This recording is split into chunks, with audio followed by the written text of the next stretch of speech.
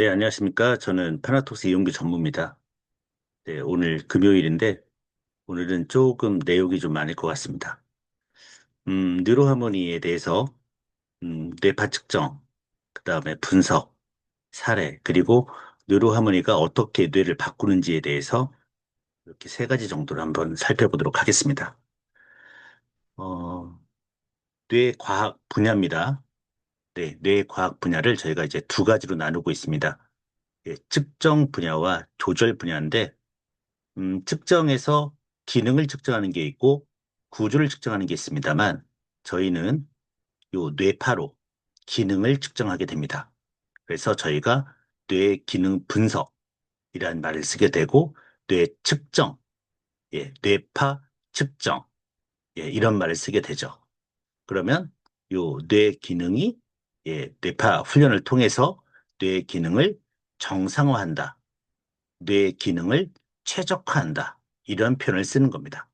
그래서 요 두 가지인데 뇌 측정과 뇌 조절 중에서 뇌 측정, 뇌 기능을 측정하는 것, 뇌파 한번 보도록 하겠습니다. 저희가 이제 처음 태어났을 때 뇌가 왼쪽이고요. 생후 3개월 된 뇌가 예, 중간이고 생후 1년 된 뇌가 요 오른쪽입니다. 요 점처럼 찍혀 있는 것이 이제 세포가 되겠습니다. 네. 3개월 됐는데 이렇게 막 세포가 그렇게 많이 증가는 하지 않고 어떤 게 네, 증가하냐면 요 신경망, 가지처럼 생겨 있는 신경망이 증가하게 됩니다. 한 100일 정도 되니까 이제 말도 들려오고 햇빛도 들려오고 소리도 막 들리게 되고 먹는 것도 네, 달라지게 되고 하니까 이 정보를 처리하기 위해서 이런 신경 네트워크들이 많이 발달하게 되면서 한 9개월 지나서 1년 됐을 때는 네, 요 신경망이 가지가 엄청나게 발달하게 됩니다. 그래서 요 신경 세포보다 요 신경망이 더 발달하게 되면서 뇌가 무거워지고 뇌가 발달을 하게 됩니다. 즉, 인간이 인간답게 이렇게 예, 발달한다는 것은 어디에 달려 있냐면 요 신경망에 달려 있습니다. 네, 신경망. 그래서 신경망을 어떻게 발달시킬 것인가, 예, 추후에 이게 나오겠지만 일단 처음에 저희가 요 뇌파를 통해서 측정을 하게 되죠. 왜 뇌파를 측정하냐면 뇌를 열어볼 수가 없지 않습니까? 그래서 요 세포와 세포의 그 전기적 신호를 저희가 측정하는데 그게 이제 뇌파가 되겠습니다. 그래서 요 A라는 뇌에 뇌파를 측정할 수도 있고 B라는 뇌에 뇌파를 측정할 수도 있고 C라는 뇌에 뇌파를 측정할 수 있는데 요 뇌파를 측정하게 되면은 가장 이제 핵심적인 요소가 주파수입니다. 예, 주파수. 예, 한번 더 설명을 한번 해보겠습니다. 뇌 기능 측정입니다. 뇌파 EEG라고 하죠. 뇌의 기능을 측정한다는 것은 뇌의 수십억 개 신경세포가 서로 정보를 주고받을 때 발생하는 미세한 전기 신호를 두피에서 감지한 뒤에 이 신호의 패턴을 분석해서 현재 기능적 상태와 활동 수준을 파악하는 기술입니다. 그래서 뇌의 건강과 뇌의 기능을 확인하게 됩니다. 뇌파가 기능을 말해주는 원리는 어떤 생각을 읽어내는 것이 아니라 뇌가 어떤 상태에 있는지 예, 분석하게 되는 거죠. 그래서 가장 중요한 게 주파수입니다. 주파수. 네. 일주에 몇 번 뛰느냐 해서 요 주파수로 해서 요 이름들이 델타, 세타, 알파, SMR, 저베타, 코페타, 감마 이렇게 나오게 됩니다. 네. 그래서 내가 기능 상태에 따라서 예, 어떤 의식 상태, 어떤 현재 활동 상태에 따라서 요 주파수가 이렇게 나눠지게 되는 겁니다.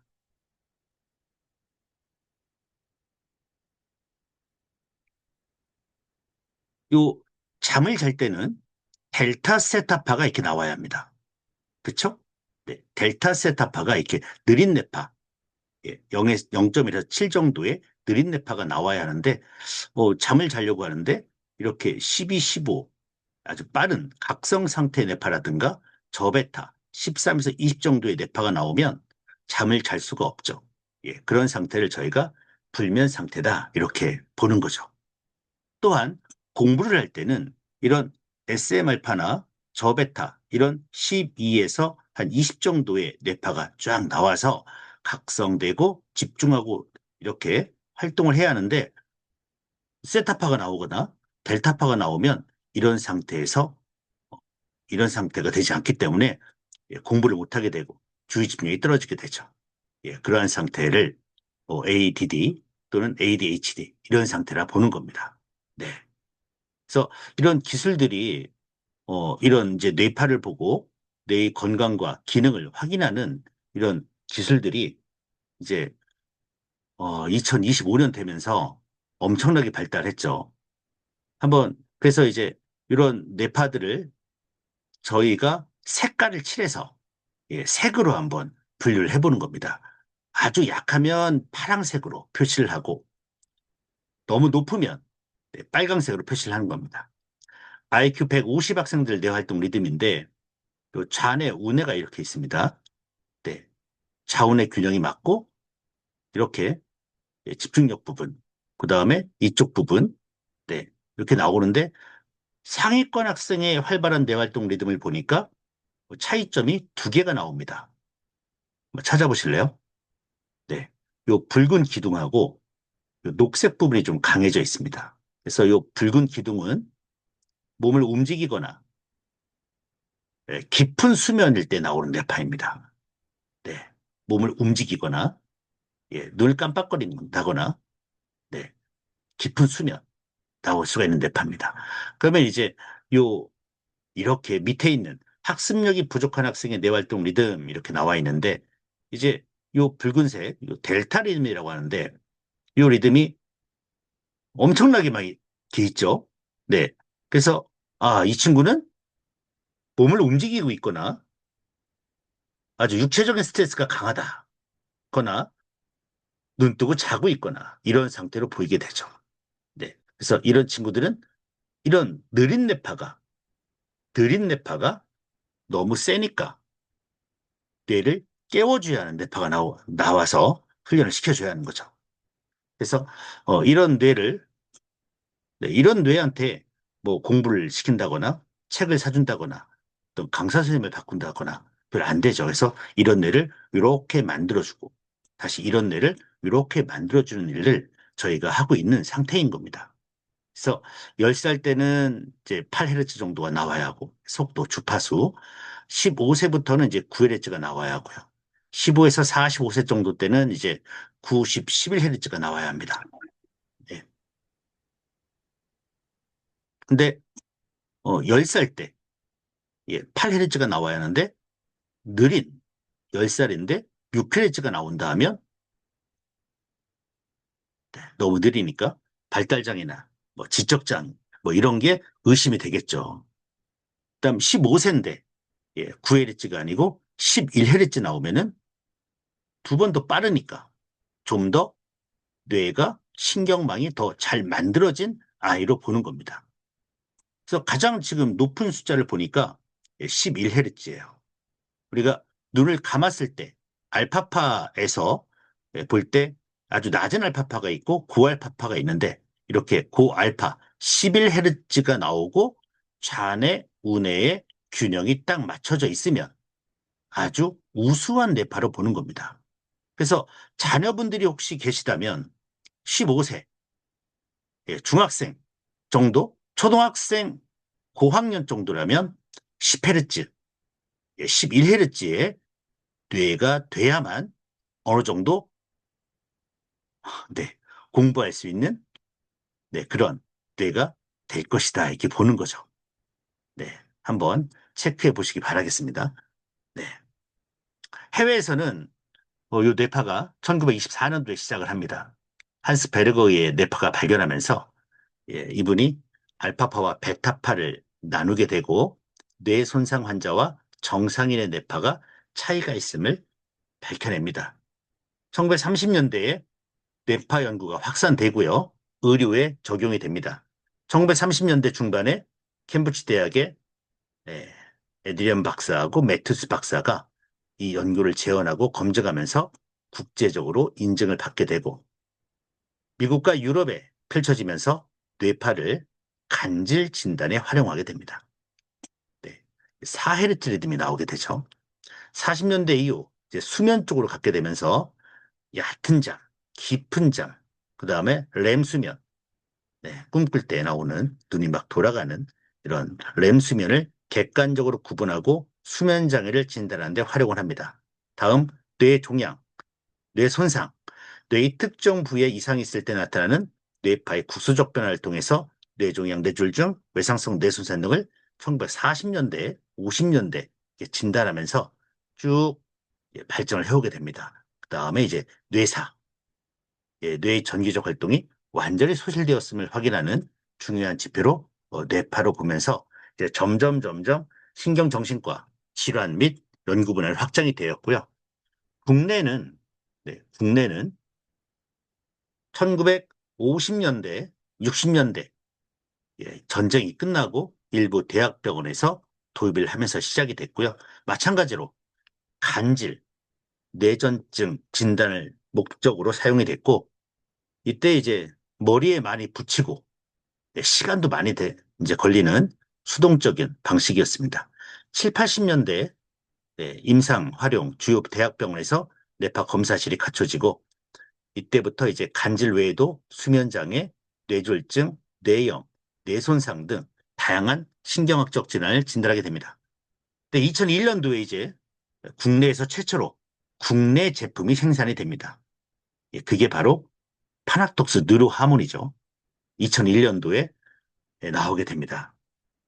디지털 뇌파, 정량 뇌파 도입, 생산이 되기 시작하고 뇌파 기록을 훨씬 효율적이고 정밀해지고 아날로그 기록지를 판독하는 방식에서 벗어나 컴퓨터 데이터에 저장하고 분석할 수가 있게 됩니다. 그러다 이제 2022년, 20년이 지나서 국내에서 처음으로 디지털 뇌파계가 탄생하게 됩니다. 오른쪽에 보이고 있는 저희 파낙톡스 제품인데요. 이게 디지털 뇌파 의료기로 인증을 받게 되고 2023년에는 요 이제 오른쪽에 있는 것이 좀 크죠. 요 크게 돼 있는 것이 파나톡스 M2라고 하는 뇌파 의료기입니다. 진단입니다. 진단. 네. 그다음 어, 오른쪽에 있고 여기 왼쪽에 있는 왼쪽에 있는 좀 작죠. 이거는 MD 메디컬 닥터라고 하는 뉴로 피드백 의료기로 나오게 됩니다. 23년. 그래서 현재 2022년 M2 의료기 인증을 받고 2023년 MD로 의료기 인증을 받아요. 현재 이 뉴로 피드백 의료기, 뉴로 피드백 의료기는 음, 없습니다. 예, 뭐가 없냐? 저희밖에 없다. 네, 저희밖에 없습니다. 그러니까 뇌파를 조절해서 뇌를 기능을 정상으로 만드는 것은 저희밖에 없습니다. 그러면서 이제 음, ADHD, 우울증, 불안장애 등 많은 곳에 들어가게 되고 이제 뇌 컴퓨터 인터페이스, BCI, BMI, 뇌하고 컴퓨터를 연결시키거나 뇌하고 머신을 연결시키는 그다음에 뉴로피드백 이런 치료 및 재활 분야에게도 발달하기 시작하는데 거의 2000년대부터는 거의 파낙톡스가 현재까지도 국내 뇌과학 분야를 이끌고 있다. 이렇게 보셔도 되겠습니다. 또 측정을 하게 되면 이제 뇌 주파수, 네, 주파수가 나오게 되고요. 수면 상태, 불면증, 그 다음에 인지 상태, 발달 장애, 치매 상태, 경도인지 장애냐, 치매냐, 우울증이냐, 조울증이냐, 불안 장애냐, 분노 조절 장애, 강박증, 어떤 충동성 진단이 되고 스트레스, 만성 피로, 그 다음에 주의산만, ADD, ADHD, 자폐 스펙트럼이 나오게 되고요. 그 다음 좌우의 균형. 좌우의 균형은 음, 그 이제 정서 문제와 연관이 돼 있고 자운의 협업성, 상관성, 일관성, 그것도 이제 기억력, 또 포용성, 예, 이쪽과 연관이 돼 있고 자기 조절 능력, 내 컨디션 이게 나오게 되고 이런 증상들이 정말 심하냐 아니냐의 경중 상태가 나오게 되고요. 인체 건강, 그래서 순환계, 호흡계, 소화계, 근골격계, 시각, 청각해서 이런 뇌파를 통해서 몸의 건강까지 진단이 됩니다. 그다음에 2D 스펙트럼이 나오게 되고요. 어떤 질환이 있다 써서 이렇게 나오는 정도까지 발달을 했습니다. 이거는 이제 의료기를 말씀드리는 겁니다. 저희가 일반 제품일 때는 음, 일반 제품일 때는 예, 분석이라는 말을 쓰게 되고요. 네, 의료기일 때는 예, 진단이라는 말을 쓰게 됩니다. 예, 저희는 분석이란 과학적인 용어를 쓰시면 됩니다. 그 다음에 분석을 통해서 훈련을 한다. 이렇게 하면 되고요. 예, 훈련입니다. 의료 쪽은 이제 치료, 뭐 이렇게 얘기를 해도 되고요. 뭐 시술, 이런 용어를 씁니다. 그래서 훈련을 통해서 개선된다. 이렇게 쓰시면 되겠습니다. 분석을 통해서, 분석을 통해서 상담을 하고 훈련을 통해서 개선된다. 이렇게 순서대로 나가시면 됩니다. 예, 의료 용어는 네, 의료인들이 쓰는 겁니다. 네. 시간은 요 뇌파 측정 시간은 5분 20초입니다. 일반 제품이든 의료 제품이든 똑같습니다. 동등성 검사인데요. 네, 어느 정도 신뢰성이 있느냐? 뉴로하모니 측정기로서의 신뢰도. 그래서 가장 이제 2001년도 나왔던 논문인데 유아 논문이었습니다. 예. 전두엽 뉴로피드 훈련이 유아들의 습득도에 미치는 영향 연구에서 이 오른쪽에 있는 제품 있죠? 이 오른쪽에 있는 제품이 미국 나사 항공우주국 있죠? 거기서 쓰고 있는 제품입니다. 예, 그라스라고 하는 회사에서 나온 제품인데요. 그라스 시스템. 이 그라스 시스템이 미국에서 제일 먼저 뇌파 측정기를 만든 회사입니다. 거기에서 제일 먼저 미국에서 만들고 사업을 했던 곳이기 때문에 가장 신뢰성이 있고 의료기로도 네, 사용되고 있는 신뢰성이 가장 있는 미국 제품이죠. 이 제품은 이제 19채널입니다. 19채널. 즉, 머리에 19개 정도 채널을 예, 쓰게 된다는 거죠. 파나톡스는 이제 2채널입니다. 우리 이마의 좌측과 우측에서만 측정을 해요. 그러면 요 머리에 19개를 부위마다 붙여서 측정한 것과 그냥 딱 앞에다 이마에다가 딱 대고 측정한 거. 여기는 이제 붙이는 데만 시간이 뭐 15분에서 한 30분? 네. 풀을 발라가지고 하나씩 하나씩 붙이는 예, 그런 작업이 필요하죠. 그다음에 측정하고 나중에 또 떼야죠. 떼는데도 또 시간이 오래 걸리고 머리에 이제 막 떡지듯이 돼 있으니까 어떻게 해야 돼요? 머리를 감아야죠. 그래서 이게 시간이 한 40여 분, 막 50여 분 막 이렇게 시간이 가는 겁니다. 하나톡스는 5분 만에 이걸 이제 박병원 박사님이 만드신 거죠. 네, 네. 이만한 걸 요만하게 만들어 버리고 요만하게 손바닥만하게 해서 비교해봤는데 0.916, 91.6%. 예. 아, 대단하지 않습니까? 19채널과 2채널, 2채널을 비교했더니 91.6%가 같다라는 결과를 발표하죠. 네. 그럼 이 결과를 누가 검사했느냐? 예. 대덕 연구단지에 있는 한국표준연구원, 예, 국가기관, 국가연구기관이 검사를 했습니다. 그래서 2001년도에 이제 이 검사가 나오면서 신뢰성을 확보했다 해서 그 당시에 뇌파 논문의 거의 7, 80%는 뉴로하모니, 그리고 한 10%는 미국 제품, 이렇게 사용이 됐죠. 네. 네, 동등성 검사였고, 지금은 이제, 이게 이제 올해 이제 저희가 발표한 자료입니다. 뭐 의료계이기 때문에 2020년도 받았으니까 그건 제가 여기 자료에 첨부하지 않았고요. 요거를 이제 더 올해 나왔으니까 한번 알려드리려고 요 자료를 한번 퍼왔습니다. 파나톡스, 예, 파나톡스 웨어러블 뇌파로 치매 97% 진단 정확도 입증. 네이처지의 자매지죠. 사이언티픽 리포트에 게재가 됐습니다. 이게 이제 학제간 과학 분야 상위 5위권 안에 드는 이제 학술지라고 보시면 됩니다. 네. 고가 장비 없이 휴대용 뇌파로 조기 진단 가능성을 제시했다. AI 머신러닝 분석으로 피크 주파수 단일 지표로 높은 균형, 정확도를 달성했다. 국내 기술로 세계 과학계가 주목되고 치매 진단 패러다임 변화가 기대된다.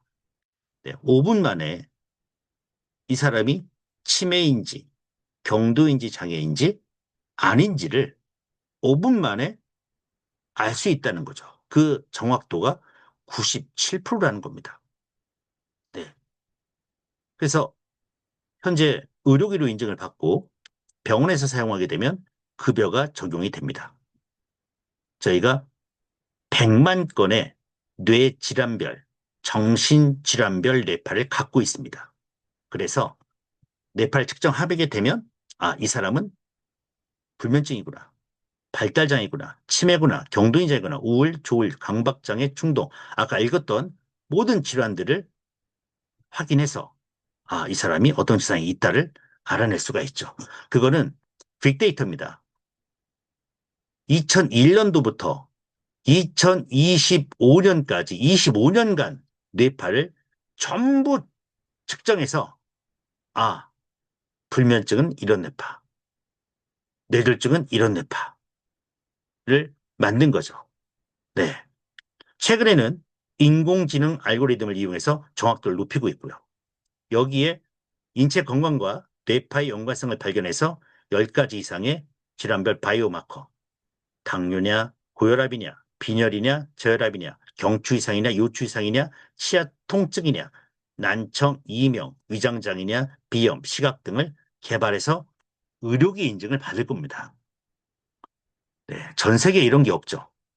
그래서 1차적으로만 검사 수단 활용하고 이쪽 몸에 관련된 것은 2차로 정밀 검사 진행도 가능합니다. 그래서 급여 적용이 되고 있습니다.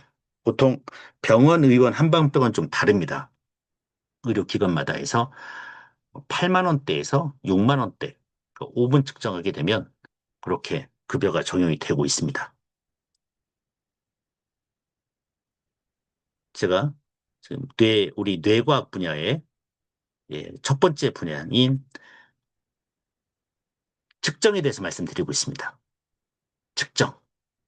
그래서 의료기로 인증받았고, 즉 국가가 인정하는 국가기관에서 인증받은 제품이라고 생각하는 게 아니라 국가 인증받았죠. 그리고 국제학술지에도 예, 발표하고 정말 100만 건의 뇌파를 측정하면서 이 사람이 어떤 질환이 있는지 뇌파를 통해서 알 수 있는 거기까지 왔습니다. 그래서 시간이 이제 치매 진단 패러다임 변화 읽어보면 요즘 뭐 글씨로 읽거나 설문지 쓰거나 뭐 MRI 이런 거 하는데 5분이면 여러분 97% 정확도의 진단이 가능하다. 그래서 빨리 초기 치매 선별을 할 수가 있고 치매 진행을 늦추거나 관리를 시작할 수 있는 결정적 역할을 할 수 있겠다. 그래서 치매 안심센터나 주민자치센터, 노인센터 이런 데 다 들어가야 합니다. 그다음 광범위한 질환 스크리닝 가능하고요. 뇌질환뿐, 정신질환뿐만 아니라 예, 다양한 예, 전신 건강에 1차 스크린 도구로 활용할 수가 있고, 또한 지역 의료 불균형 해소가 가능하고요. 예, 전문 인력이나 장비가 부족한 지역에서도 간단하게 5분 만에 진단이 가능하게 할 수 있고요. 새로운 치료법을 개발 촉진할 수가 있겠다. 그래서 저희가 몇 가지 더 개발하고 있는 게 있습니다. 예, 나중에 또 말씀드리고요. 그다음 저희가 혁신적인 기술, 데이터 기반 정밀 의료를 통한 예방이다 했는데 방대한 뇌파 DB 구축은 했고요. 이제 거의 200만 건이 돼가고 있고 AI 및 머신러닝 활용해서 좀 더 세부적인 정확한 패턴까지 감지가 가능하고 뭐 객관적 지표 가능하거나 뭐 글로벌 스기어 시장 뭐 이렇게 예, 진출이 가능하다 하는데 요즘 저희가 지금 하고 있는 것은 이겁니다. 빨간색으로 표시한 거예요. 이제 여러분이 이제 뇌파를 측정하게 되면 뇌파가 나오죠. 예, 뇌파가 나옵니다. 그 뇌파가 나오면 그 뇌파에 바로 궁금한 것을 질문하면 실시간으로 대화해주고 실시간으로 답을 해주는 뇌 헬스케어 생성형 AI를 지금 만들고 있습니다. 즉,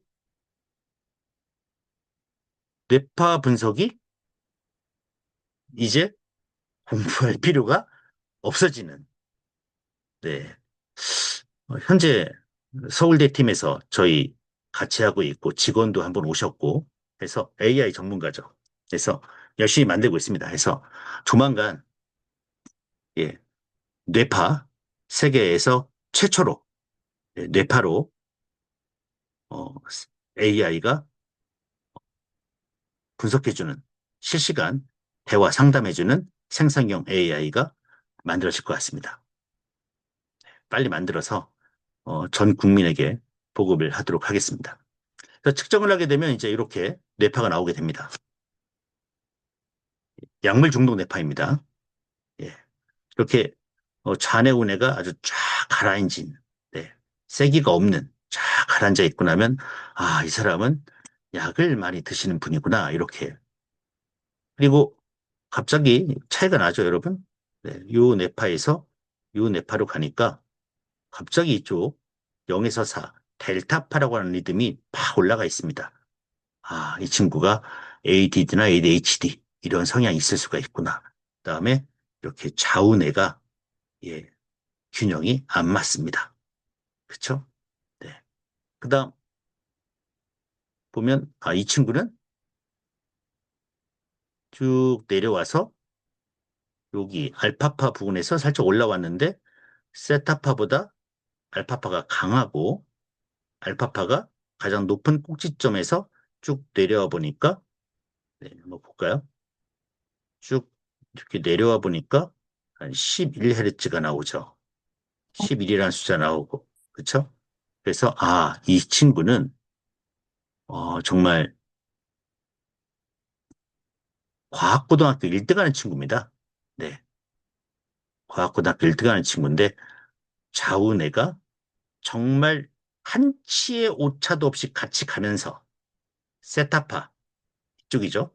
4에서 8, 4에서 7, 요 리듬이 쫙 줄어들고 눈을 딱 감으니까 알파파가 쫙 올라가서 8, 여기 9도 아닌 10도 아닌 11Hz에서 딱 가장 높은 주파수를 딱 나타내고 있습니다. 세기가 4 정도 아주 완벽한 아이죠. 그래서 이 친구는 서울대 가는 뇌파구나를 알 수가 있습니다. 이게 뇌파를 보고 딱 알 수가 있다는 거죠. 이 친구 힘들어 하겠는데? 이 친구 못 견딜 것 같은데? 이 친구 아 어려울 것 같은데? 네. 이 친구 우울한데? 이 친구 서울대 갈 것 같은데? 네. 뇌파로 5분 만에 알 수 있다는 거죠. 이걸 어디에 쓰이면 좋을까? 어디에 쓰이면 좋을까는 여러분들께서 판단해 주시기 바랍니다. 제가 요즘 이제 충격적으로 받은 내용들이 있는데, 지금 대한민국 사망 원인 1위, 10대 사망 원인 1위, 20대의 사망 원인 1위, 30대의 사망 원인 1위, 40대의 사망 원인 1위가 뭡니까? 네, 이 자살입니다, 여러분.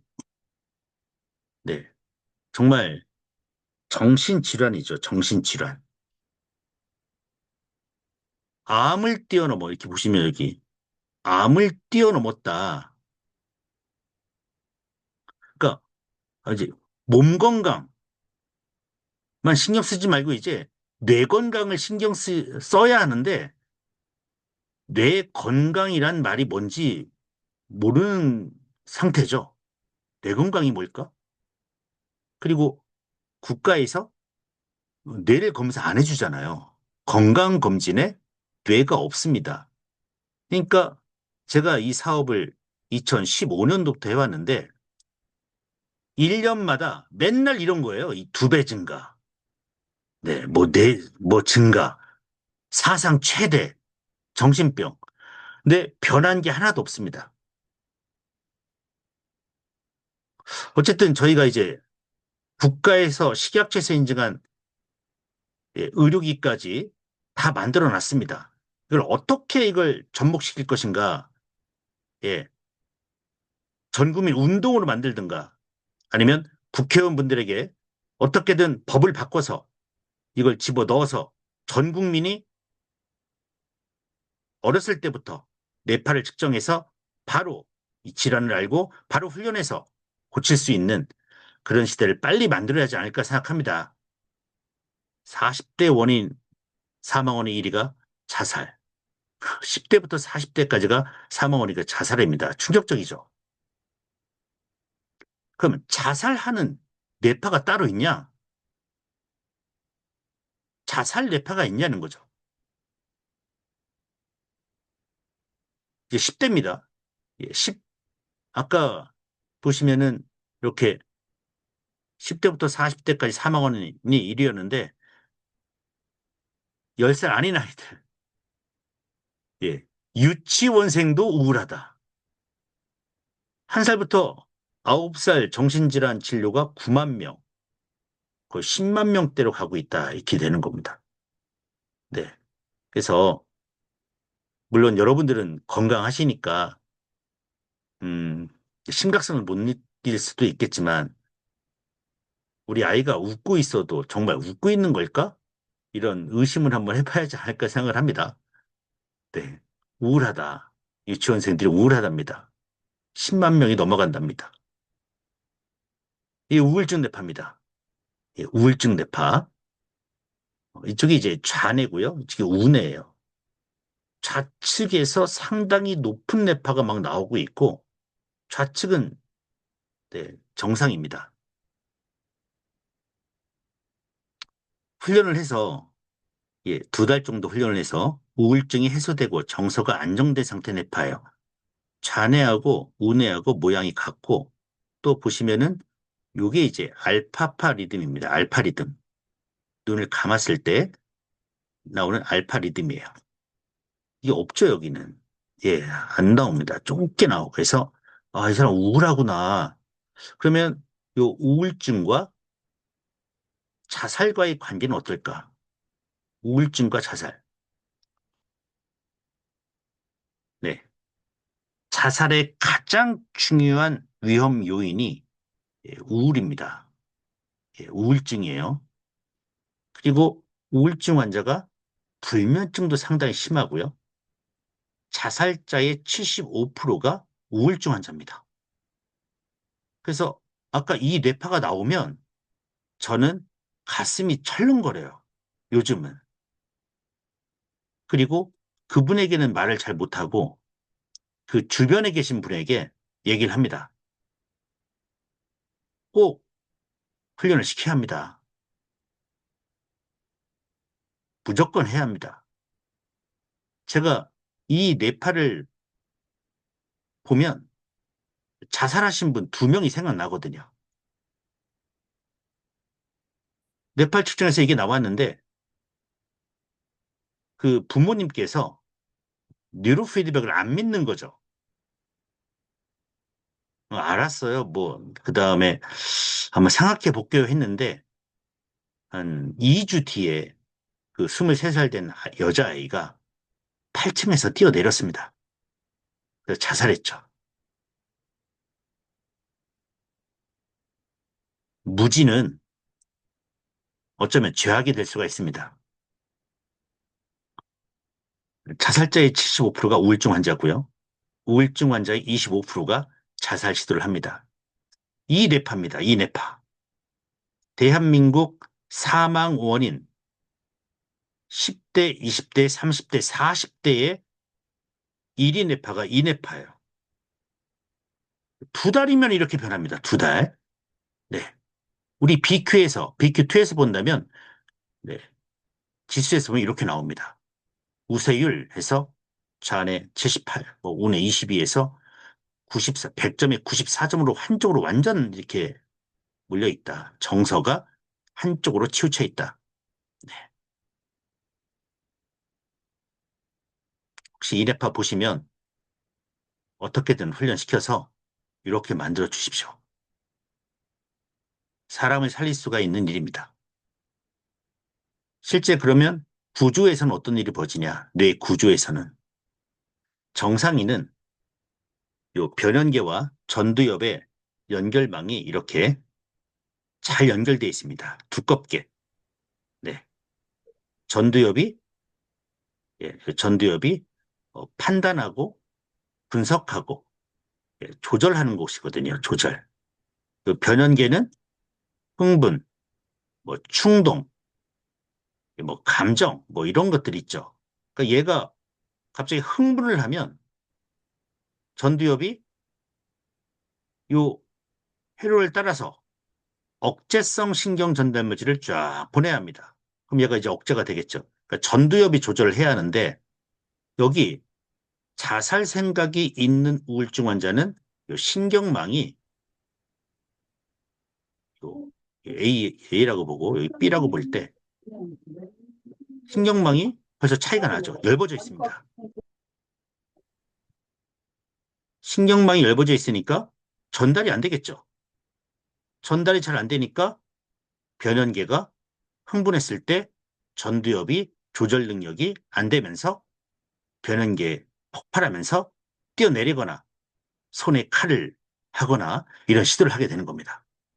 그래서 이런 뇌를 이렇게 만들어야 한다. 신경망을, 신경망을 강화시켜야 한다. 정상적인 뇌 기능을 할 수 있도록 신경망을 만들어줘야만 대한민국 10대, 20대, 30대, 40대의 사망 원인, 자살을 없앨 수가 있습니다. 그럼 뇌파를 측정하면 이 친구가 자살할지 안 할지 바로 우리가 알 수가 있고 뇌의 구조적인 문제는 신경망이구나를 바로 알 수가 있지 않습니까? 왜 이걸 안 할까? 그 신경망을 그러면은 발달시키는 훈련이 뭘까? 그게 바로 뉴로 피드백입니다. 이 뉴로 피드백은 신경망을 발달시키는 효과가 있습니다. 2013년도에 대학생, 예, 대학생 상대로 일주일에 3번씩 훈련을 하죠. 훈련 모드는 저베타.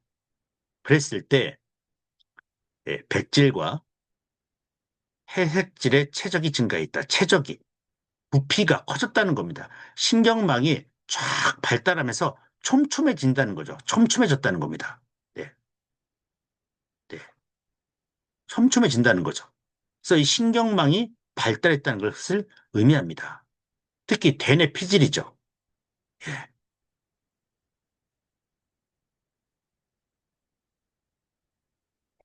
이 뉴로피드의 효과는 우리 EBS에서 그 베슬반트 역을 그 보스턴 의대 정신건강학과 교수님이신데 이분이 이런 얘기를 해요. 뉴로피드백은 예, 뇌의 회로를 바꿀 수가 있다. 예, 뇌 회로, 뇌의 신경망을 바꾸면 가능하다. 바꿀 수가 있다. 이런 얘기를 하는 거죠. 그 자살 문제라든가 이분 이제 트라우마인데 이 또 정신건강 문제. 모든 문제는 뇌의 회로를 바꿔주면 된다. 바로 뉴로피드웨로 가능하고 심지어는 이분의 꿈이 뭐냐? 미국 사람이니까 미국의 모든 학교에 요가와 뉴로피드백을 넣어야 한다 이렇게 주장하시는 분입니다.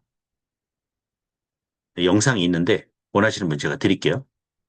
한양대학교 바이오메디칼 공학과 임창환 교수님이세요. 임창환 교수님. 대한민국 뇌공학계, 뇌과학계 석학이시죠. 이분이 이제 뉴럴링크라는 책에 우리나라 100대 과학자 중에 한 분이세요. 저희하고도 협업을 하고 있어요. 뉴로 피드백 훈련은 단기적으로 점화 효과를 통해 집중력이나 심신 안정 같은 뇌 상태를 바꿔주기도 하지만 이걸 장기적으로 하면 시냅스 연결성을 강화해서 뇌의 구조적인 변화까지 유도할 수 있다. 예. 어디까지 변해요? 뇌의 구조까지 변한다는 겁니다. 뇌의 구조. 네. 아까 이런 뇌, 예. 이렇게 만들려면 구조가 변해야죠. 구조가. 그렇죠? 신경망이 강화돼야죠. 이 얘기를 하시는 거죠.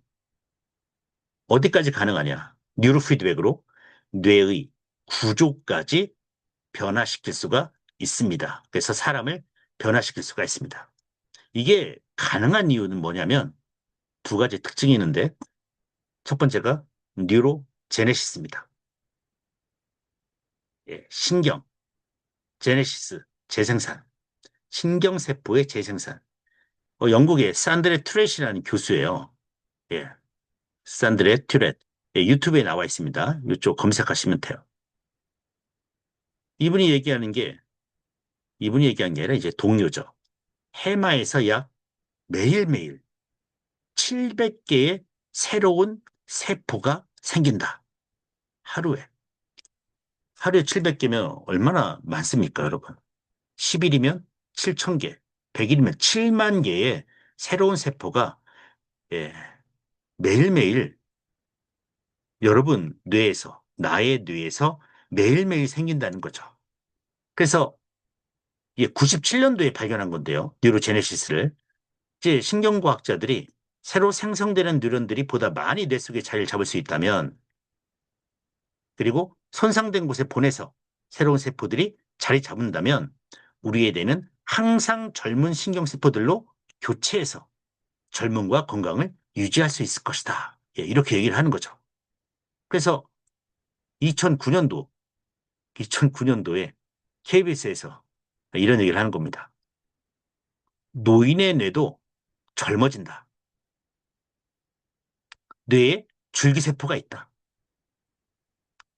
나이가 들어도 젊게 살면, 젊게 산다는 것은 우리가 건강하고 새로운 자극을 많이 받고 공부도 열심히 하고 즐기고 스트레스 덜 받고 젊게 살면 우리의 뇌 신경세포까지 신경망이 왕성하게 자라납니다. 그래서 뇌는 젊어지는 것이다 이렇게 얘기를 하죠. 그래서 생각을 바꿔야 합니다. 네, 우리 사업이 가장 어려운 게 제가 말씀드렸죠. 인식이 아직까지 인식 변화가 없습니다. 뇌를 바꿔요? 뇌가 스스로 치유가 돼요? 네. 그 약도 안 먹고 어떻게 그렇게 됩니까? 네, 이런 얘기를 하죠.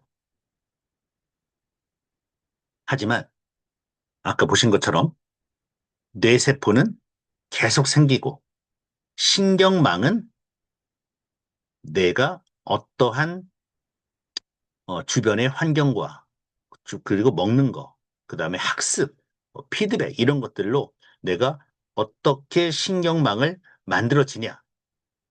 신경망은 계속 만들 수가 있다. 이게 가소성입니다. 내가 원하는 대로 신경망을 만들 수가 있다. 고정된 것이 아니다. 이렇게 봐야 하는 겁니다. 그러니까 뇌가 스스로 치유할 수 있는 내가 원하는 대로 뇌를 만들 수 있는 그런 능력이 다 있다. 봐야만 이게 이해가 됩니다. 뇌가 가만히 있는데 병 들었는데 어떻게 고칩니까? 그 전까지 의학계나 약학계에서는 약을 집어넣는 거죠. 하지만 지난 100년간 뇌과학의 가장 대표적인 연구 성과 중 하나로 속해 있는 것이 뇌의 가소성. 예, 뇌의 가소성. 신경망을 다시 만들 수가 있다. 신경망을 다시 만들 수가 있다. 예, 뇌는 새로운 신경망을 만든다. 또한 뇌는 새로운 세포를, 예, 뉴로제네시스, 새로운 세포를 계속 만들고, 새로 만들고, 뇌 신경세포 가지를 왕성하게, 신경망을 왕성하게 만들 수 있다. 요 두 가지가 지금부터 얘기하는 뉴로피드백의 근거가 될 것입니다. 이제 뇌 기능 측정에 대해서 말씀드렸다면, 이제 뇌 조절을 말씀드릴 텐데, 침습도 있고, 비침습도 있고, 자가 뇌조절도 있습니다. 침습은 피부를 뚫고 들어가는 것이기 때문에 상당히 해롭고요. 비침습은 TMS, 자기장 자극, TDCS, 초음파 자극, 아니, 전기 자극, 미세 전류 자극이에요. 그러니까 잘 보시면 자극입니다, 여러분. 자극. 자극이에요. 이 두 개는 자극이에요. 네. 근데 여기는 자가 뇌조절, 자가. 자가가 뭡니까? 스스로, 혼자서. 그렇죠? 관점이 다르죠. 예. 이쪽으로 보는 관점은 뇌는 제가 볼 때 뇌는 고칠 수가 없다. 쏴야 한다. 자극을 줘야 한다. 예. 일방적인 자극. 하지만 이 뉴로피드백은 세포도 매일매일 생겨나고 신경망도 내가 다시 재설계, 뇌 가소성 다시 만들 수가 있기 때문에 이 능력, 요 자가 뇌 조절 능력을 키워주면 된다. 그래서 이쪽은 자극이라면 예, 자극이라면 이 뉴로 피드백은 안내하는 겁니다. 안내. 왜? 능력이 있다고 보는 겁니다. 인체 스스로의 치유 능력이 있다. 여기는 없다. 그 능력이 있으니까 스스로 자가 뇌조절, 조절 능력이 있으니까 우리는 능력을 잘 클 수 있도록 안내만 해주면 된다. 즉, 우리의 몸은 엄청난 위대한 능력이 있다. 치매마저, ADHD마저, 자폐마저 정상적으로 뇌를 바꿀 수 있는 능력이 우리 내 자신 안에 있다고 보는 겁니다. 이쪽은 없다. 그러니까 뇌가 뭐 이렇든 저렇든 그냥 이제 자극만 주는 거고 여기는 내비게이션만 걸어주면 되는 거죠. 뇌라는 자동차에 똑바로 갈 수 있는 내비게이션 장치만 딱 걸어주면 되는 거예요. 그래서 관점이 다릅니다. 내가 내 몸에 최고의 의사다 생각하는 사람이 있고 나는 안 돼. 나는 내 몸의 의사야. 나는 내 몸에 몰라. 나는 위대한 능력이 있어. 나는 뛰어난 사람이야. 로 생각하는 게 있고 아, 나 미치겠다, 죽겠다 이렇게 생각하는 사람이 있습니다. 이쪽이 뉴로 피드백입니다. 그래서 얘기합니다. 뉴로 피드백은 가장 인간적이고 가장 윤리적인 방법입니다. 일체의 부작용이 없기 때문입니다. 임산부도 할 수 있고 아기도 할 수 있습니다. 왜? 뇌 스스로의 치유 능력이니까. 이런 자극, TMS 청소년들 19살 밑으로는 못하게 해놨습니다. 왜? 발작, 간질, 부작용이 있으니까요. 이 뉴로 피드백이 역사가 1901년부터 가니까, 네. 100년이 넘었습니다. 예. 중요한 사건만 말씀드리면, 71년도에 인질 환자를 치료합니다. 예, 베리스톤 박사. 그 다음, 75년도에 학습 장애아, 그러니까 ADHD죠, ADHD. 몇 년 전입니까, 여러분? 이게 75년. 이게 50년 전입니다, 50년 전. 네.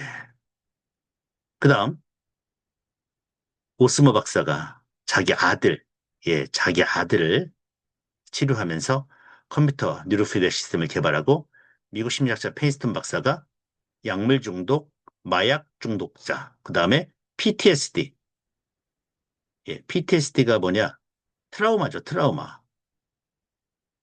네, 이게 월남전, 예, 베트남 참전했던 분들이 그 악몽 이런 거를 예, 이 뉴로피드백으로 네, 치료하는데 성공을 합니다. 그 다음 2001년도에 박병훈 박사, 다행히 한국에, 예, 동양에, 한국에 예, 박병훈 박사님이 대중화시킨다. 예, 세계 최초로 휴대용이라는 것은 이제 자동화 시스템이죠. 자동화. 예, 자동화 예, 시스템 뉴로 하모니를 개발을 하게 되면서 예, 대중화가 한국에서 시작이 되고 한국이 가장 발전했습니다. 이분 때문에 저희 파나톡스 예, 대표님이시죠. 국내 센터가 현재 60개, 70개, 뭐 대리점까지 합하면 2, 300개 이렇게 되죠. 이런 나라가 없습니다, 현재. 중국이 지금 따라오고 있죠. 2018년 예, 한국에서 예, BMI 시스템 개발을 합니다. BMI 여기 써 있죠? 브레인 머신 인터페이스. 뇌하고 기계를 의사소통을 해라. 예, 사용자의 의도를 파악해라. 뇌파로 누가 손을 이렇게 그시는데 예, 사용자의 의도를 인지해서 뇌 머신에다가 넣으라는 거죠. 그때 참여 기관 이게 대한민국에서 가장 큰 뇌과학 프로젝트였습니다. 45억. 그래서 한양대, 서울대, 키스트, 파나톡스. 기업에서는 파나톡스와 락사가 서울대, 한대, 키스트랑 같이 했고 오른쪽에 있는 사진은 이제 저도 여기 있습니다만 가톨릭 관동의대 국제성모병원 신경과 예, 그다음에 한라병원 신경과랑 치매 진단 바이오마커 예, 국제과제 수행을 했습니다. 네. 뉴로 피드백이 예, 국내에서 2008년도에 예, 서울대에 시작을 합니다. 그 전에 이제 차병원이 했고요. 네. 지금은 안 하고 있고 네, 서울대는 지금도 하고 있습니다. 2008년도에 ADHD 어린이병원입니다. 서울대학교 어린이병원인데 ADHD 아동의 뉴로피드백 치료를 통한 임상 증상의 호전을 규명한 연구를 발표한 바 있습니다. 그러니까 약물보다 더 낫다는 거죠. 이건 이런 얘기를 전 국민이 알아야 하는데 뉴로피드백은 서울대 홈페이지에 있는 글입니다. 서울대 어린이병원에 이렇게 치시고 뉴로피드백 클리닉 치시면 이 홈페이지가 나와요. 예, 지금도 있습니다. 근데 예약은 끝나 있습니다. 몇 년간 예약은 끝나 있습니다. 예, 뉴로피드백은 효과성이 입증된 비약물 치료 방법으로 고통이나 부작용이 전혀 없고, 고통이나 부작용이 전혀 없고, 게임하듯이 훈련하기 때문에 환자가 재미있게 치료관에 참여할 수 있고, 약물을 부분 혹은 완전히 대체할 수 있다. 와, 이게 너무 멋진 말입니다. 고통이나 부작용이 전혀 없고, 재미있고, 약물을 부분 혹은 완전히 대체할 수 있다. 와, 네. 서울대 병원에서 이렇게 해놨습니다. 완전히 대체할 수 있다. 이 약사분들이 상당히 싫어할 수 있겠지만, 그런데 서울대학교에서, 서울대학교에서, 네. 이쪽 질환들, ADHD, 학습장애, 이걸 여러분 어린이라고 생각하지 마시고 일반 성인도 여러분 엄청 많습니다. 이 성인들의 학습장애가 뭡니까? 경도인지 장애 아닙니까? 경계선 지능아. 성인 ADHD 엄청 많습니다. 수면장애, 불면증, 네, 우울증, 세계 1등이고, 불안장애, 분노 조절, 각종 중독 및 스트레스 장애, 이런 질환들을 어떻게 할 수 있다? 고통이나 부작용 전혀 없이 환자가 재미있게 약물을 완전히 대체할 수 있다. 혹시 주변에 뉴로 피드백을 소개해야 한다면 서울대학교 어린이병원 홈페이지를 이렇게 펴놓으시고 하나씩 하나씩 읽어주시면 되겠습니다. 세상에 그런 게 어딨냐? 서울대가 하고 있다. 파나톡스는 서울대학교와 같이 만들었다. 서울대학교에 저희 의료기가 일반 제품도 들어가 있다. 얘기하시고요. 실제 ADHD 한번 사례입니다.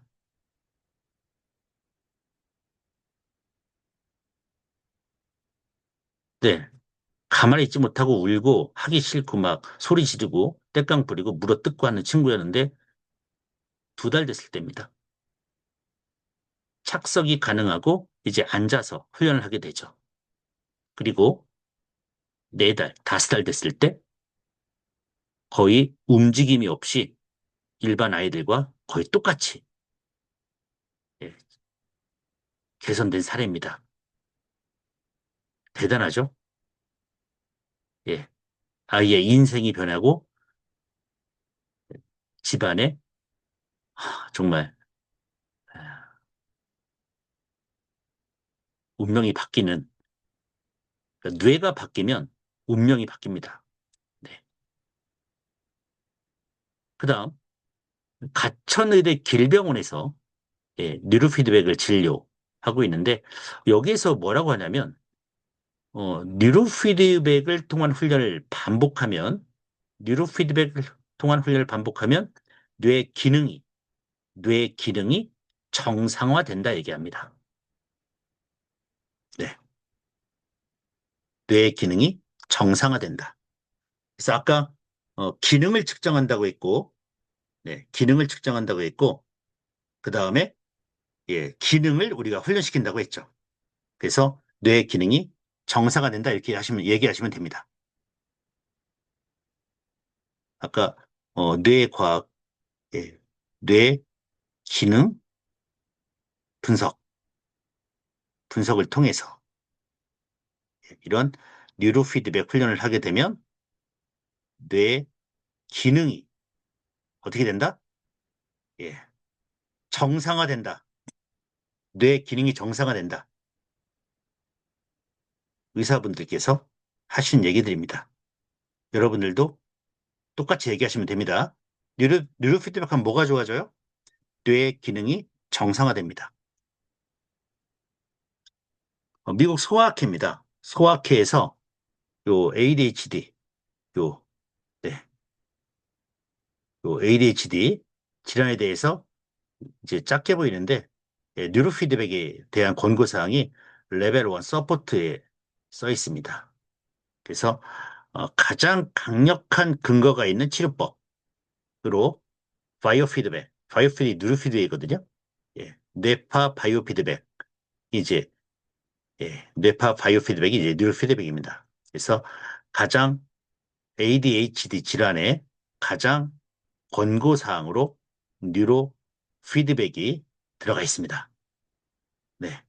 이것도 좀 많은 분들에게 알려주시면 좋겠고요. 그리고 저희 제품이, 예, 아까는 진단 제품이었죠. 진단 제품이었는데, 훈련 프로그램, 네. 저희 훈련 프로그램도 시각처 의료기로 2023년에 인증을 받게 됩니다. 예. 여기 보시면 이제 파나톡스 의료용 바이오 피드백 장치 해서 국내에서는 유일합니다. 아직 없습니다. 국내에서 뭐 아시아에도 없겠죠. 일본은 아예 안 하고 있으니까. 일본은 아예 안 하고 있습니다. 일본은. 중국이 지금 불이 나고 있죠. 과학기술을 중국을 따라갈 수가 없습니다. 현재. 저희가 중국에 센터가 한 20개가 있는데 센터장님들 연락을 하거든요. 중국 국민들 인식이 누리피드를 알게 됐대요. 그래서 이걸 하고 있는 회사가 한 30개 정도가 최근에 막 생기고 있다고 합니다. 중국 나중에 얘기하겠습니다. 네. 어쨌든 의료기도 아니 훈련 프로그램도 저희가 의료기 인증을 받았습니다. 국가에서 인증받았기 때문에 믿고 안심하고 쓰시기 바랍니다. 네. 이렇게 좋은 게 어디 있습니까, 여러분? 정규진, 네, 박병훈 박사입니다. 미국 인디애나 석사 박사, 예, 세계 3대 임명사에 등재가 됐고요. 뉴로스대 시스템 개발에서 27년간 지금 이쪽 뇌과학 시장을 개척하고 만들고 프로그램 계속 만들고 지금까지 이끌어 오시는 파나투스 대표 대장님이시고 올 9월에 이제 합류하신 분이 김희찬 기술이사 전 왜? 서울대 공학과 뭐? 학과장님이십니다. 김희찬 교수님은 잘 모르시는 것 같아서 제가 읽어볼게요. 네, 서울, 네. 91년도 서울대병원 의공학과 교수로 임용돼서 젊은 제가 볼 때 거의 대한민국의 의공학과 석박사분들은 김희찬 교수님이 키웠지 않았을까 생각이 됩니다. 서울대병원 의공학과장, IRB 의원 등으로 활동하며 활발한 의료기 임상 연구를 지원했고 2006년부터 식약처 과제 자문위원 참여하고 국내 의료기 산업 발전에 기여했습니다. 보건의료기술정책심의위원회, 서울바이오허브 지식공동체 전문위원, 심평원 의료기기 정책자문위원장 등 의료기기 분야에서 많이 활동하셨고 올해 9월부터 파나톡스 기술 이사로 합류하셨습니다. 중국에 뺏기지 않고 국내 석학, 세계적 석학분들을 파나톡스로 모신 게 저희는 자랑스럽습니다. 그래서 앞으로 놀랄 만한 제품들이 나올 겁니다, 여러분. 네, 파나톡스는 이제 시작이다. 네, 이제 시작이다 생각하시면 됩니다. 그래서 뉴러머니가 어떻게 뇌를 바꾸냐, 네, 아주 빨리 말씀을 드리겠습니다. 네, 뉴로피드의 원리인데요. 첫 번째가 인지작용에 의한 피드백입니다. 뇌에 들어오는 자극을 예, 뇌는 들어온 자극을 모두 처리하나 주의를 기울인 자극만을 최종 처리합니다. 그래서 뉴로하모니가 뇌에게 자신의 상태를 알려줘요. 안내하죠. 땡 소리로 내가 원하는 뇌파 소리를 알려줘요. 알려주는 것에 우리가 주의를 기울여야 돼요. 그 소리를 듣거나 화면을 봐야 돼요. 그러면은 뇌 스스로가 자기 자신을 그 상태와 똑같은 상태로 만들려고 합니다. 이게 뇌의 특성이에요. 네. 생존하기 위해서 조절을 합니다. 외부에서 들어오는 자극에 대해 스스로를 조절하기 위해서 반응하고 기억하고 학습하는 게 뇌입니다. 중요한 것은 주의를 기울여야 돼요. 잠자면 안 돼요. 예. 주의를 기울여야 합니다. 주의가 변화의 열쇠입니다. 감각이 들어와야 돼요. 따라서 훈련할 때 소리에 주의를 기울이고 게임에 집중하는 것이 중요하고요. 뉴로하모니는 자극이 아니고 거울, 알려주는 겁니다. 네. 더 쉽게 얘기하면, 우리가 이제 자전거를 타잖아요. 처음에 탈 때 넘어지죠. 계속 뇌가, 이렇게 하면 안 돼. 이렇게 해야 돼. 피드백을 합니다. 이렇게 해야 돼. 어, 넘어졌을 때 느낌과 균형 잡힌 느낌의 차이. 뇌가 계속 피드백으로 학습하다가 뇌가 스스로 배우고 이렇게 하다가 주의, 이렇게 해야지 인지하고 계속 반복하다 보니까 자동화가 되면서 자전거를 탈 수가 있게 되죠. 이 과정에서 뇌의 운동, 균형, 회로가 실제로 변합니다. 그래서 뉴로하모니 훈련도 마찬가지인데 이 자전거 대신 뉴로하모니는 뇌파를 훈련합니다. 소리에 주의를 기울이고 화면의 변화에 집중. 이것만으로도 뇌는 정보를 인식하고 스스로 조정하기 시작합니다. 억지로 열심히 할 필요가 없습니다. 예, 뇌파 훈련은 이걸 비의식적 학습이라고 합니다. 예, 노력하지 않아도 뇌는 자동으로 자기조절 패턴을 형성합니다. 제가 한 가지 예를 들어볼게요. 한 오후 2시마다 창가에 비둘기가 날라옵니다. 오늘도 날라오고 내일도 2시에 비둘기가 날라오고 2시에 그 다음 날도 2시에 비둘기가 2시만 되면 계속 날라와요. 공부를 하지 않죠. 그냥 보기만 했습니다. 그래도 뇌는 자동으로 조절하게 됩니다. 어떻게요? 오후 2시만 되면 비둘기가 날라오겠구나. 예, 주의, 감각으로 들어와서 인지가 되고 그게 반복이 되니까 자동화 루트가 만들어지는 거죠. 물론 막 잘하려고 노력하면 더 좋겠지만 비의식적 학습으로 해도 뇌는 조절한다는 거죠. 그래서 옛날에 옛날 34년도에 영국에서 실험을 하나 합니다. 이 아드리안 박사하고 매튜 박사가 하루는 뇌파를 측정하면서 알파파가 나올 때만 스피커에서 소리를 나게 해봤습니다. 그러니까 알파파가 점점 강해지는 현상. 뇌에서 알파파가 나올 때만 땡 소리를 나게 해봤더니 알파파가 점점 강해지면서 땡 소리가 계속 많아지는 거예요. 이게 뉴로피드의 원리입니다. 그래서 사용자의 뇌파를 측정해서 특정 뇌파가 발생했다는 것을 사용자에게 알려주면 뇌는 자동으로 특정 뇌파를 강화시키는 것입니다. 마치 우리 강아지에게 밥 줄 때 먹이를 주면서 종을 치면 나중에는 종만 쳐도 침을 흘리게 되죠. 처음엔 모릅니다, 이 종소리가. 근데 벨소리하고 고기하고 같이 주니까 얘가 이제 조건화가 되면서 조건화가 뭡니까? 주의, 인지, 반복, 자동화되면서 이제 침까지 흘리게 되죠. 뭐 강아지가 뭐 열심히 공부한 게 아니잖아요.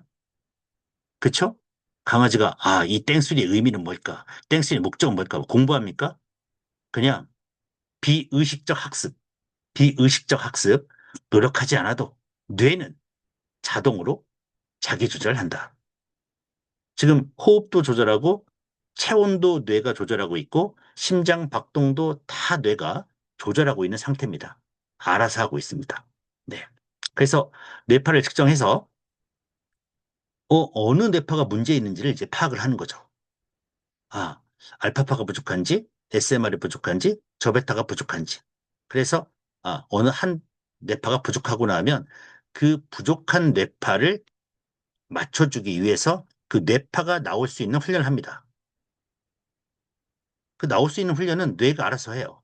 그래서 만약에 저 베타파가 부족하다. 그러면 저 베타파가 나왔을 때만 땡 소리로 알려주고 예, 조건에 부합되면 저 베타파가 나오면 땡 소리로 게임이 진행되고 저 베타파가 안 나오면 아무것도 일어나지 않아요.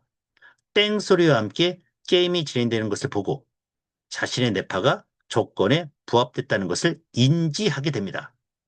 땡 소리가 주의고요. 이게 내가 뇌파가 만들어지는구나 인지하게 되고요. 그래서 인지함에 따라 뇌가 스스로 이제 조절을 하게 됩니다. 피드백을 받으면서. 그러면서 뇌파가 변하게 됩니다. 이거를 반복하게 되면 뇌파 조절이 가능해지고 신경망이 발달을 하게 됩니다. 네. 첫 번째가 인지작용이었고요. 두 번째는 이제 뇌파 조절에 의한 신경망 발달입니다. 뇌파는 세포, 예, 두 번째로 볼게요. 뇌파는 세포 개수와 밀접한 관련이 있습니다. 예, 뉴런의 개수. 예, 깊은 수면 상태는 많은 수의 뉴런이 활동을 안 하고 있고, 작업할 때는 특정 뉴런들만 활동을 하죠. 그래서 여기 많은 수가 델타파와 관련이 있고, 작업할 때는 특정 몇 개만 있으니까 베타파. 그래서 요 뇌파는 뉴런의 개수와 밀접한 관련이 있고요. 뇌파는 또 신경망과 관련이 있습니다.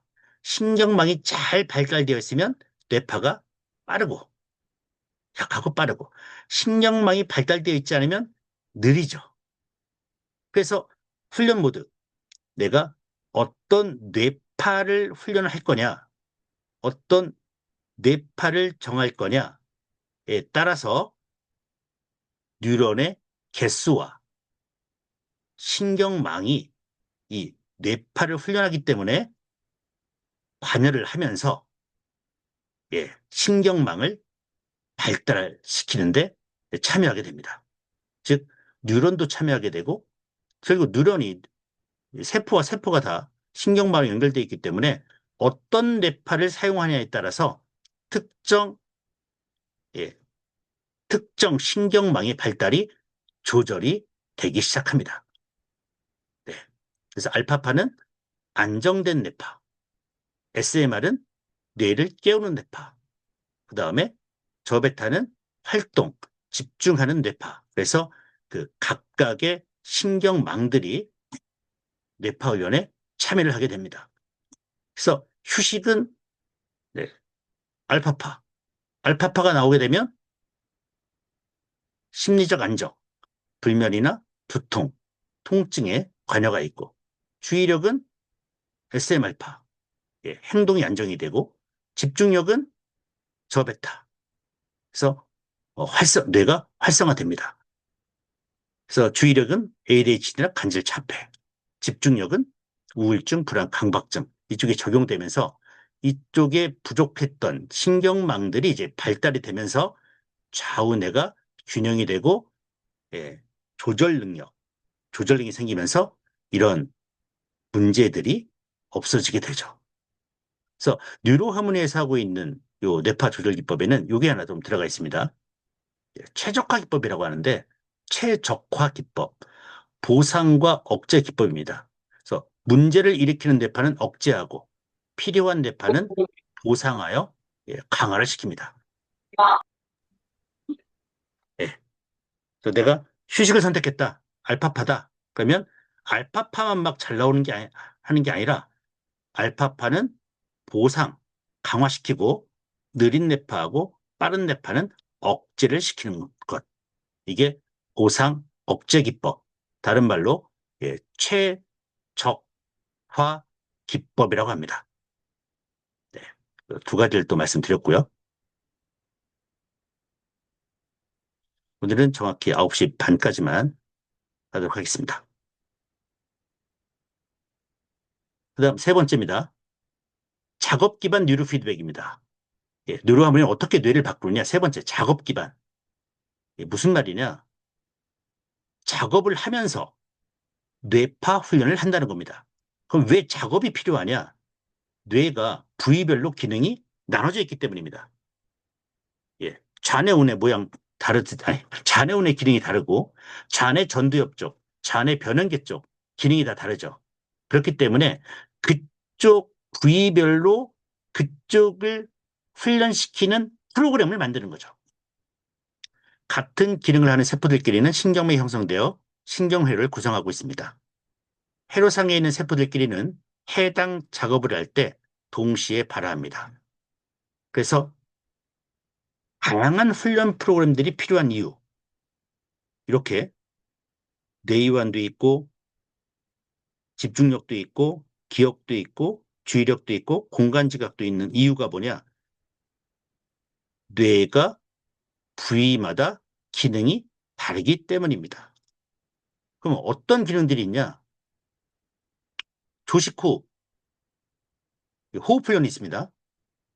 호흡 훈련할 때 저희는 전두엽과 변연계 이쪽에 밀접한 관련이 있고요. 뇌이완입니다. 뇌이완일 때는 뇌의 전체적인 신경망이 발달되는데 특히 내측 전전두엽, 후축 대상폐질, 설전부, 예, 이쪽 뇌이완 훈련할 때는 내측 전전두엽, 후축 대상폐질, 설전부가 활성화됩니다. 이걸 디폴트 모드 네트워크라고 그래요. 인지 활동을 하지 않을 때 활성화되는 뇌의 특정 부위가 디폴트 모드 네트워크인데 뇌이완 훈련할 때 이쪽이 이 뇌 부위가 활성화가 됩니다. 다음, 집중력 훈련할 때는 축두엽의 청각피질, 두정엽의 감각피질, 전두엽의 운동피질이 활성화됩니다. 그래서 축두엽을 강화시키거나 두정엽, 전두엽을 강화하고 싶다 하면은 집중력 훈련을 해야죠. 기억력입니다. 전두엽, 해마, 전두엽과 해마 복합체의 통합 역할. 주의력입니다.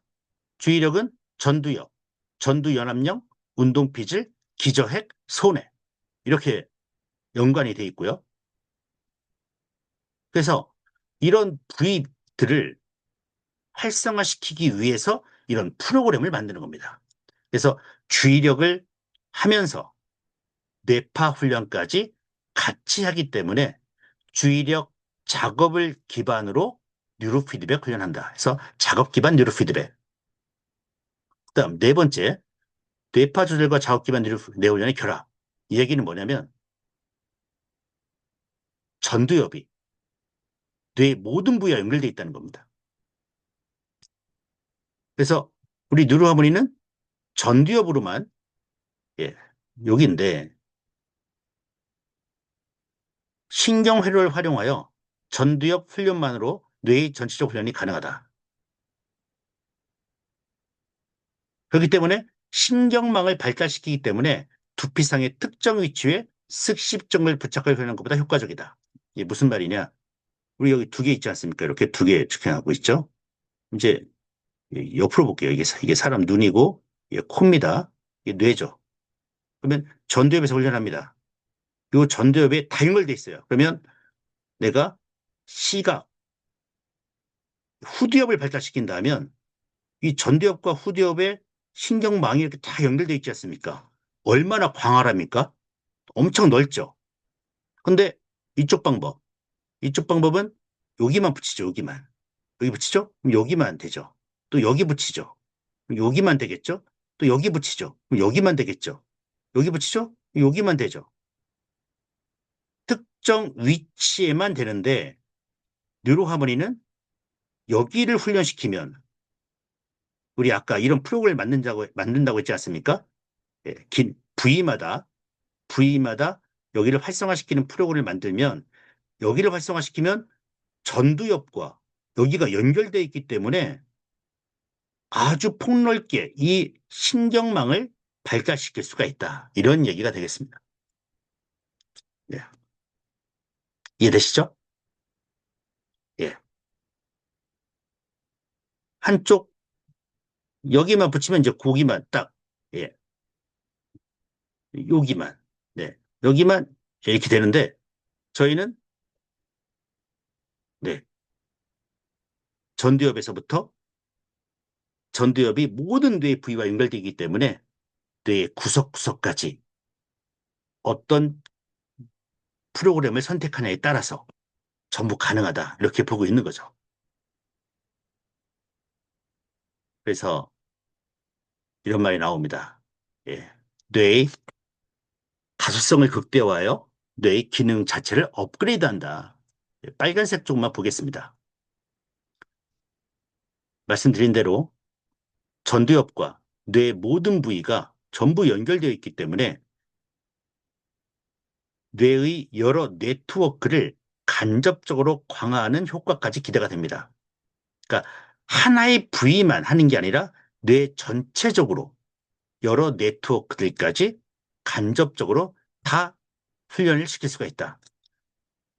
뉴로하모니는 전두엽 훈련을 통해 뇌의 광범위한 신경망 연결성과 통합, 기능 자체를 발달시킬 수 있다. 그래서 우리가 이제 뇌통합, 그렇죠? 이런 말을 쓰게 됩니다. 통합. 전두엽과 전부 다 연결되어 있지 않습니까? 특정 부위의 개별 활동보다는 여러 부위의 상호작용으로 기능을 수행하므로 신경망 발달이 더 근본적이고 효과적으로 개선이 될 수 있다. 이렇게 보는 겁니다. 그리고 이제 다섯 번째가 뇌를 바꾸는 다섯 번째가 뇌파 조절 기법입니다. 뉴로하모니가 매 초마다 뇌파 조건을 점검합니다. 임계값이라는 게 있는데 뇌파 조절을 위해서 기준값을 의미합니다. 뇌파가 매 순간 변해요. 네, 이렇게 변합니다. 자, 그래서 변하는데 피드백에 따라 어, 뇌파는 특정 상태로 유도되어 변화해야 하는데 이게 매 초마다 그럼 기준값이 달라져야 합니다. 무슨 얘기냐? 예, 이렇게 실시간으로 변하는데 변하는 뇌랑 상관없이 똑같은 상태만 주입한다면 효과가 없다는 거죠. 그래서 매 초마다 기준값을 자동으로 조절해서 각 개인의 변화에 따라 실시간으로 뇌파를 조절하여 줍니다. 우리가 알파파를 훈련하는데 알파파가 만약에 세기가 3이에요. 그러면은 여기에서 4로 끌어올립니다. 다시 4가 나오면 5로 끌어올려요. 5가 나오면 다시 6으로 끌어올리고 그 다음에 느린 뇌파 나오지 말아야 할 세타파가 있습니다. 세타파를 7이 나왔습니다. 그럼 7은 6으로 내리고 5로 내리고 4로 내리면서 계속 실시간으로 변하는 뇌파를 따라가면서 좋은 뇌파는 끌어올리고 나쁜 뇌는 줄여줘야 이게 바로 실시간 개인 맞춤형 뇌파 조절 기법이 된다는 얘기입니다. 이게 안 되면 엉터리인 거죠. 사람마다 뇌파가 다 다른데 똑같은 것만 똑같은 자극, 똑같은 음식 먹으면 다 좋아질 것이다. 이거 말이 안 되는 거죠. 그래서 현재 이제는 뭐 AI까지 저희가 접목시켜서 이 임계값, AI 자동 임계값 뇌파 조절 기법을 하고 있는 겁니다. 그게 바로 실시간 개인 맞춤형 훈련이다. 여러분의 뇌파를 훈련할 때 우리 뉴로아문을 착용하고 있지 않습니까? 1초를 256번 잘라요. 예. 샘플링 유의라고 하는데 샘플링 1초를 256번 잘라서 실시간으로 변하는 여러분의 뇌를 따라가면서 여러분이 원하는 뇌파는 계속 끌어올리고 나오지 말아야 할 느린 뇌파, 스트레스 뇌파는 줄여주면서 가는 것이 바로 우리 임계권 뇌파 조절 기법입니다. 네. 다이나믹 스트레스 월드 컨트롤 기법이라고 해서 예, 이거 넘어가겠습니다. 시간이 없네요. 네. 예. 그 다음에 이제 여섯 번째 뇌를 바꾸는 방법. 이미지 테라피하고 자기 체면요법입니다. 네. 상상할 때와 실제 행동할 때가 뇌가 구분을 못합니다. 어, 우리가 이제 입 안에 침이 있다 이렇게 생각하면 아니 네 레몬이 있다고 생각하면 침이 나오죠. 네. 실제 레몬이 없는데 레몬이 있다고 생각하니까 아우셔 하니까 침이 이렇게 나오는 거예요. 그래서 상상이 뚜렷할수록 실제 행동할 때와 같아집니다. 몸이 변하는 거죠. 그러니까 상상만 했는데 몸이 변해요. 물리적인 게 변한다는 겁니다. 그래서 이거를 이미지 테라피라고 합니다. 네. 그래서 인체 모든 부위가 신경에 의해 뇌에 연결되어 있습니다. 그래서 뉴로 피드백으로 뇌를 고치고 이미지 테라피, 이미지 테라피로 몸까지, 예, 몸까지 바꿀 수가 있다. 그래서 저희 프로그램 중에 명상 프로그램이 있습니다. 아마 우리 누르하모니 프로그램 중에서 저 개인적으로는 이 명상 프로그램 중에 2단계가 있는데 가장 강력한 효과가 나지 않을까 생각합니다. 네. 또 아마 다음 달 정도면 영상 프로그램이 한 8단계 정도에서 나올 것 같습니다. 네. 그래서 6가지를 제가 말씀드렸습니다. 예. 인지작용, 그 다음에 신경망과 뇌파, 그 다음에 작업 기반, 예. 그 다음에 전두엽과 모든 부위가 연결되어 있기 때문에 전체적으로 신경 네트워크를 광활하게 사용할 수 있다. 5번째, 예, 임계과 뇌파 조절 기법. 6번째, 예, 뉴로 피드백에 이미지 테라피까지 자기 최면 요법까지 넣어서 뇌와 몸까지 바꿀 수가 있겠다. 이런 얘기까지 저희가 했습니다. 실제 이 훈련을 하게 되면은 이제 주의 집중력, 지구력이 향상되고요. 예, 성격이 차분해지고 안정이 됩니다. 자폐 성향 소유자가 일시적으로 과격해지거나 말이 많아지는 경우에 나타나는데 우울증은 말이 많아지고 밝아지고 무기력증은 활발해지고 말이 많아지고 피부가 좋아지고 숙면을 취하게 되고 생리주의가 규칙적이 되고 통증도 약해지고 두통도 없어지게 됩니다.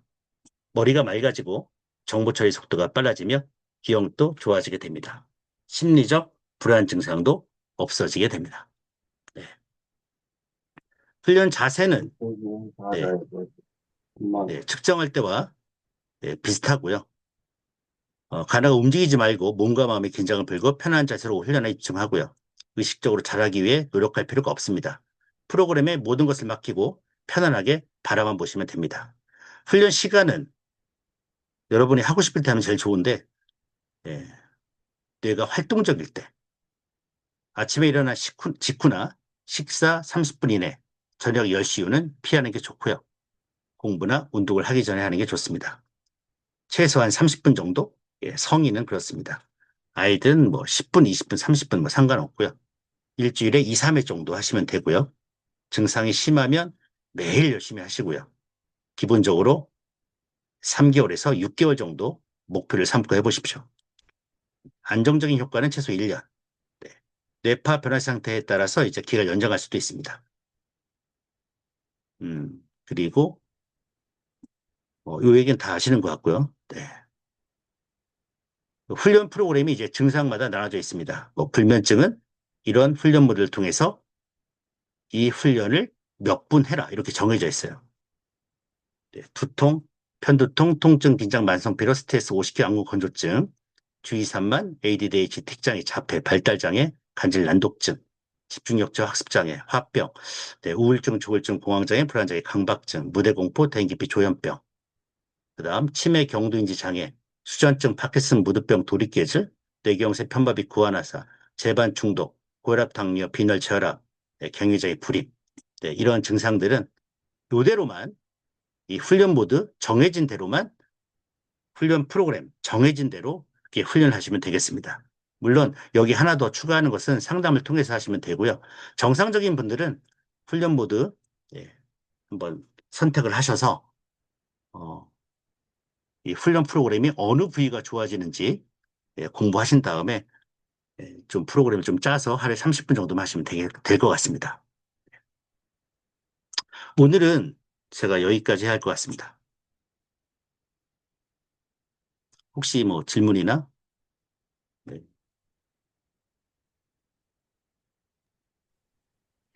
질문이 있는데요. 네네.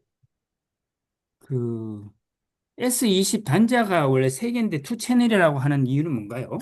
하나는 이제 위치 전극입니다. 위치? 네, 중앙에 잘 맞춰라. 네, 아, 그리고 의료기에는 결과의 병명이 나오나요? 나옵니다. 아, 그러면 우리가 일반적으로 S20에서 하는 거하고는 결과지 자체가 완전히 다른 거네요. 네네. 조금 다릅니다. 아까 그런데 보니까 나온 게 다르더라고요. 의료용이라 이제 조금 더 자세하게 좀 나오는 게 있고, 그 네네. 다음에 이제 용어가 의료용어로 써 있고, 하지만 측정 기술은 S20과 똑같습니다. 음. 그리고 또 제가 이 공부하다 보니 궁금한 게 폐한 네, 2D 스펙트럼에서 네, 그 세타판 알파파보다 낮으면 된다라고 했는데 네. 델타파는 상관이 없네. 델타파가 많이 나와 있는 경우들이 많던데. 그렇죠. 델타파는 상당히 큰 리듬이기 때문에 작게 나오는 게 상당히 어렵죠. 보통 사람들에게는. 작게 음, 나오는 게 좋죠. 하지만 눈 깜빡임이라든가 그 다음에 육체적인 신호도 들어가기 때문에 되게 크게 나옵니다. 아, 그래서, 델타파는 음, 세기가 8 이하 정도면 괜찮다. 음, 알겠습니다. 그리고 좀 전에 얘기하실 때 매 초마다 기준값을 자동으로 조절하여 실시간으로 뇌파를 조절하여 준다 이런 말씀을 하셨는데, 네네. 우리 얘는 여기 S20 같은 경우는 네. 상태를 알려주는 것일 뿐이잖아요. 뇌파의 네. 상태를 체크해갖고. 근데 뇌파를 네네. 조절한다는 건 어떤 의미인가요? 점점 더 좋은 뇌파를 끌어올리는 강화시키는 게 있습니다. 어디서 어떻게 더 뭘로? 좋은 뇌파를 끌어올리는 거죠. 그거는 나오지 않죠. 눈으로 보이지 않습니다. 우리, 밴드에서 나오는 게 아니라 우리 화면에서 뭔가 다른 것들로 이렇게 나타낸다는 건가요? 예, 하도록. 그 알고리즘에 짜여 있다는 거죠. 그럼 화면을 보고 있으면 내 뇌파의 상태에 따라서 똑같이 제가 예를 들자면 뭐 호르몬을 보고 있다라고 하면 제 뇌파에 따라서 호르몬의 내용이 달라지는 건가요? 내용이 달라지는 게 아니라 내가 원하는 뇌파가 더 잘 나오게. 그다음에 세기가 더 잘 나오게. 속도와 세기. 그다음에 좌우뇌에서 나오는 그 좌뇌 쪽에 내가 원하는 뇌파가 알파파다 하면 좌측이 알파파, 우측이 알파파. 이 동시성까지 하나씩 하나씩 맞춰주는 기법이 있습니다.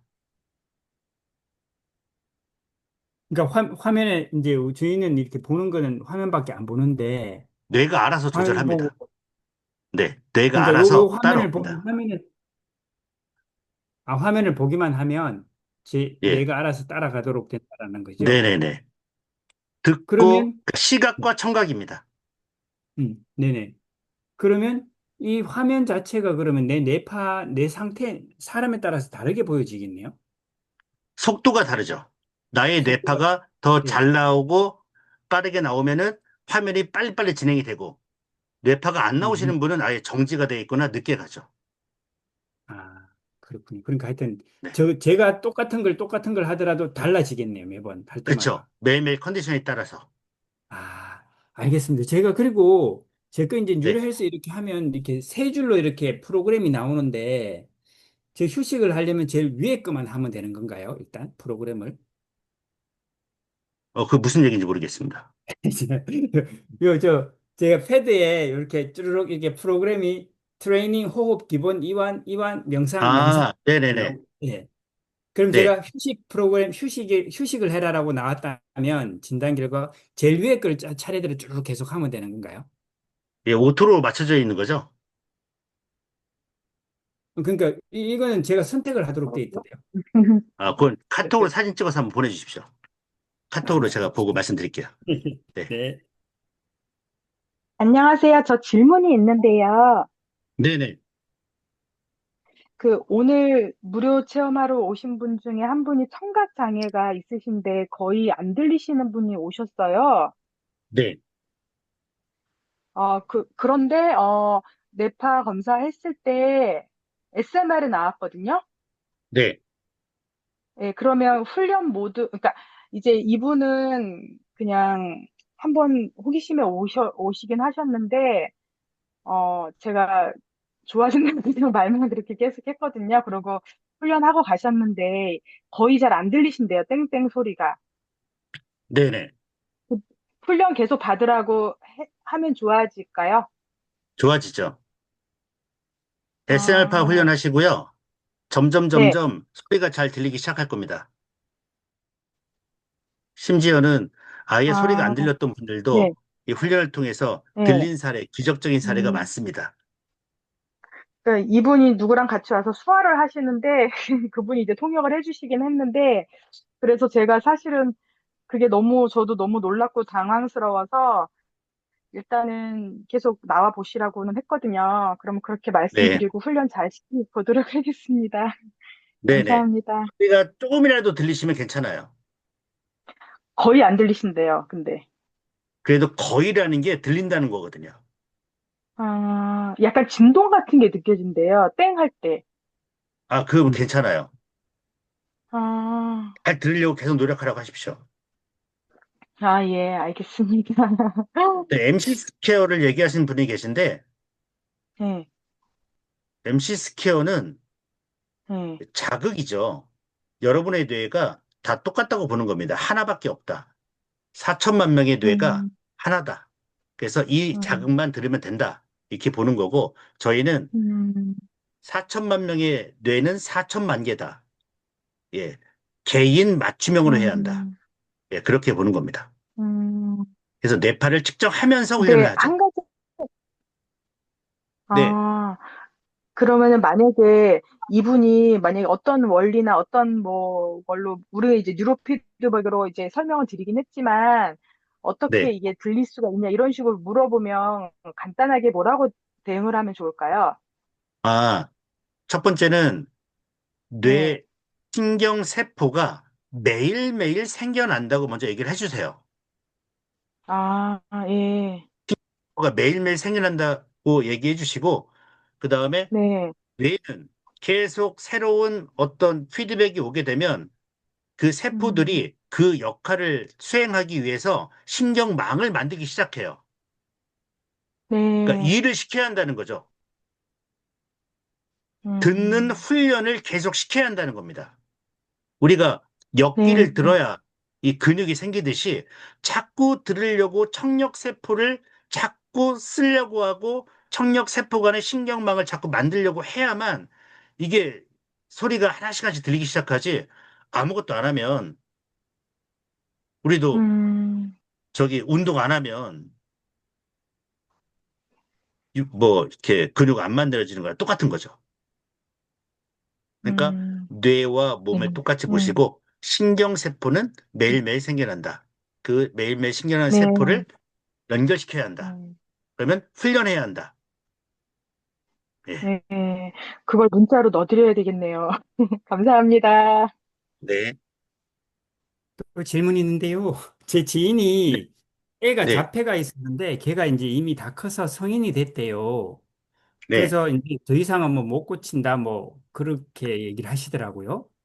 그렇게 성인 된 자폐아도 자폐아가 아니고 자폐 어른이 되겠네요. 그래도 그렇죠. 이 치료를 해보면 도움이 될까요?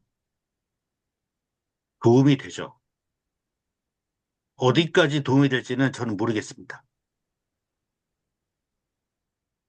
알겠습니다. 물론 당연히 어렸을 때가 훨씬 좋죠. 근데 요즘 제가 느끼고 있는 거는 뇌가 능력이 어디까지인지를 제가 모르겠어요. 제가 함부로 말을 못 하겠다는 겁니다. 어떤 기적이 날 수도 있고요. 안 될 수도 있는데 이 훈련을 통해서 안 좋아지는 건 못 봤어요. 그러니까 오늘보단 좋아질 거예요. 근데 정말 열심히 하면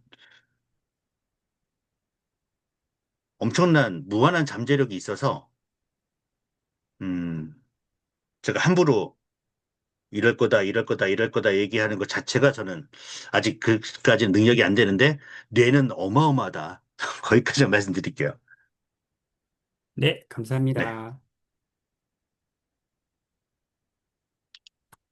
네. 그러면 오늘 여기까지 하고 마치도록 너무 수고 하겠습니다. 많으셨습니다. 감사합니다. 다음에 또 감사합니다. 뵙겠습니다.